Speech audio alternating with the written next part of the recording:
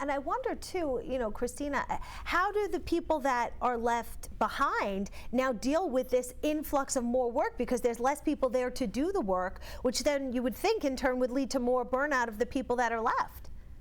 Oh, sure. We see statistics from all different organizations, and they all pretty much suggest the same thing, which is at least a third of workers are always or often feeling burned out, which is a problem for employers, even in terms of productivity.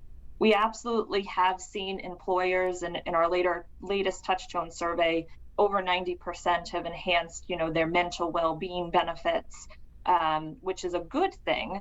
But I think what employers really need to focus on beyond the formal programs are really training their employees to manage that stress with everyday behaviors and encourage teams to work together to figure out, for example, how to give people time off and to utilize those benefits. Otherwise, the money that they're investing there is not going to be put to good use. And Julia, I wonder too how Omicron has really, changed the return to office plans, because a lot of, companies were looking forward to getting people in person, to building those teams back up, that camaraderie that comes from, being in person, and then enter Omicron.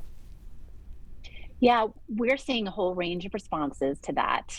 In the majority of our clients are essentially saying, "Hey, health and safety come first." For those that have a remote option, they've said, at least in the short term, let's go back to remote, or making sure employees have the flexibility to be remote. And the large majority of their teams are being affected because they've got the variant, or they've got someone at home that they need to take care of, or they are quarantined.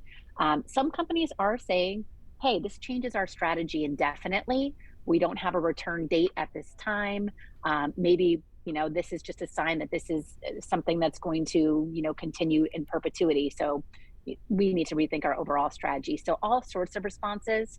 I do think the fast speed of the variant is making most companies say, hey, we think this is temporary, but definitely it's something they're feeling. And you're seeing it in the retail sector, especially.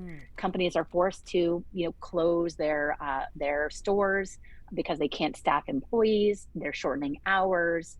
So definitely impact, on a day-to-day basis. But most companies think that's going to be, a real temporary spike.